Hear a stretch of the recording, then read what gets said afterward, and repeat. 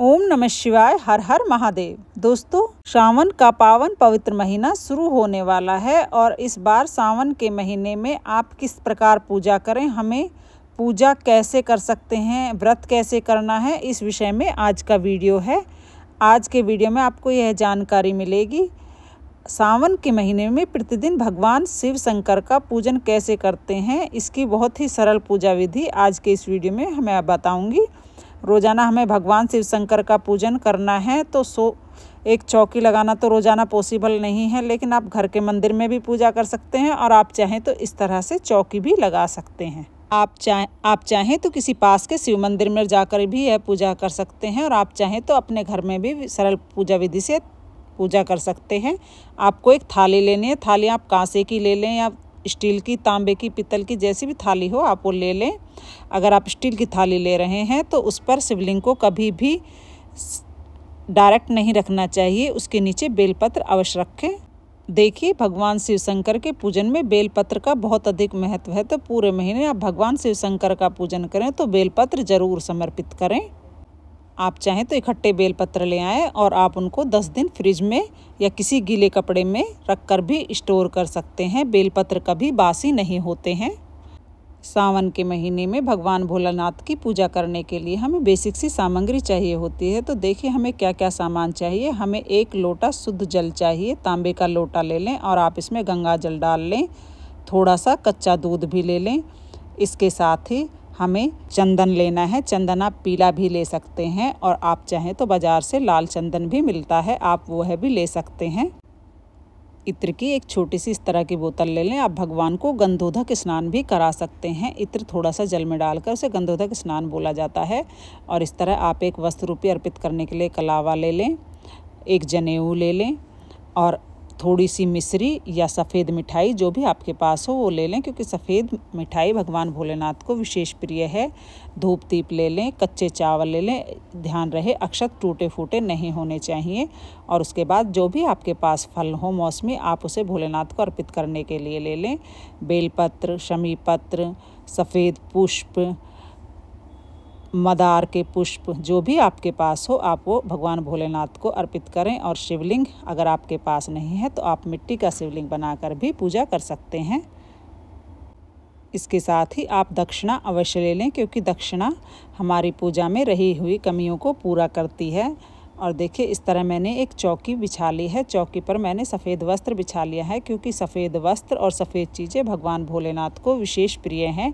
आप जब पूजा करें तो हल्के वस्त्र धारण करें। अगर हल्के वस्त्र, सफ़ेद वस्त्र आप नहीं पहन सकते हैं, सुहागिन महिलाएं सफ़ेद वस्त्र नहीं पहनती हैं, तो आप हल्के रंग के वस्त्र धारण करें। और भगवान भोलेनाथ की पूजा करते हुए कभी भी काले और नीले रंग के कपड़े ना पहने।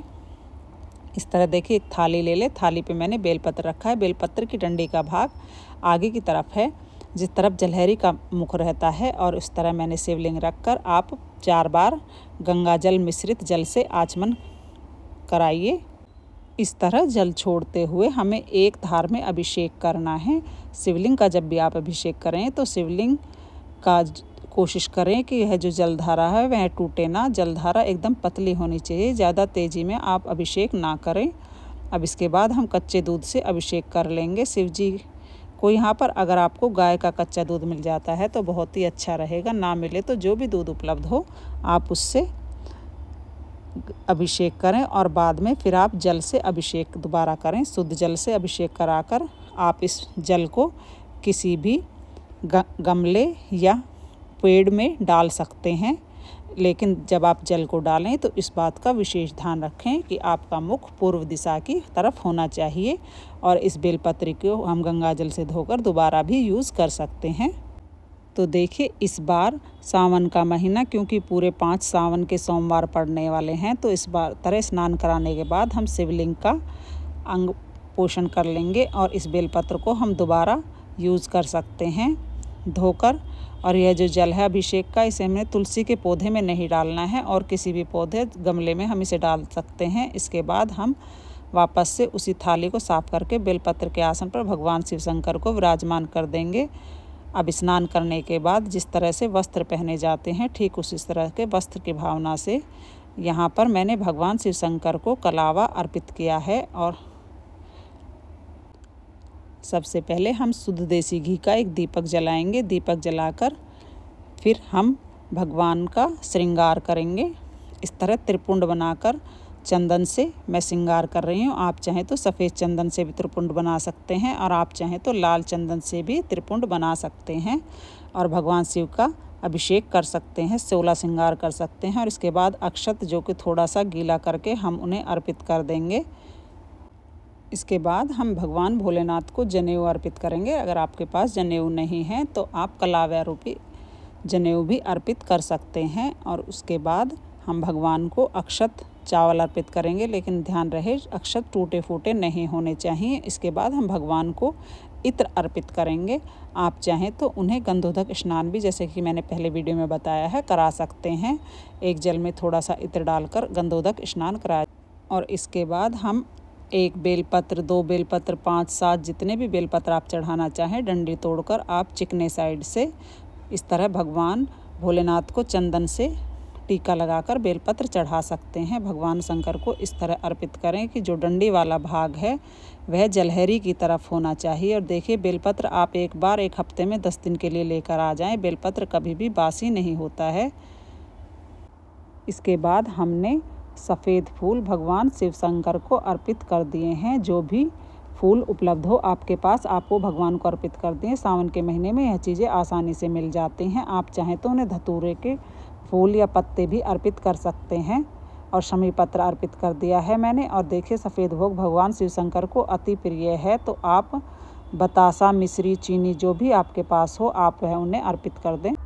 अब इसके बाद जो भी ऋतुफल आपके पास हो आप उन्हें अर्पित करें भोग में। आप चाहें तो आम, केला, जो भी ऋतुफल आपके पास उपलब्ध हो जाए आप उन्हें अर्पित कर दें। और इस सब के बाद भगवान भोले शंकर की सबसे प्रिय चीज़ भस्म उन्हें अवश्य अर्पित करें, क्योंकि भस्म भगवान भोलेनाथ को सावन में विशेष रूप से प्रिय होती है। और इसके साथ ही हम धूप दीप से भगवान शिव शंकर की आरती लेंगे। तो भगवान भोलेनाथ को कपूर बहुत ही अति प्रिय होता है, तो यहाँ पर मैं कपूर से आरती कर लूँगी। तो फ्रेंड्स, भगवान भोले शंकर बहुत ही दयालु और सरल स्वभाव के होते हैं। थोड़ी सी पूजा, थोड़े से प्रयास से प्रसन्न होकर मनवांछित फल देते हैं। तो आप भी अपनी मनवांछित इच्छा को पूर्ण करने के लिए सावन के महीने में शिवलिंग की पूजा जरूर करें। इसके साथ ही अगर आप मंदिर में जाकर शिवलिंग पूजन करते हैं तो वहाँ दक्षिणा के स्वरूप सिक्के जरूर अर्पित करें, क्योंकि दक्षिणा पूजा में रही कमियों को पूरा करती है। और इसके बाद हाथ जोड़कर भगवान शिव शंकर से पूजा में रही कमियों के लिए हम क्षमा याचना कर लेंगे और अपनी मनोकामना को पूर्ण करने के लिए प्रार्थना करेंगे। इस तरह से हमारी जो पूजा है वह पूर्ण हो जाएगी। तो यह जो भोग प्रसाद हमने चढ़ाया है वह आप स्वयं भी ग्रहण करें और परिवार के लोगों में भी इसे वितरण कर दें। तो उम्मीद करती हूँ शिवलिंग की यह पूजा का छोटा सा वीडियो आप सभी को ज़रूर पसंद आएगा। राधे राधे।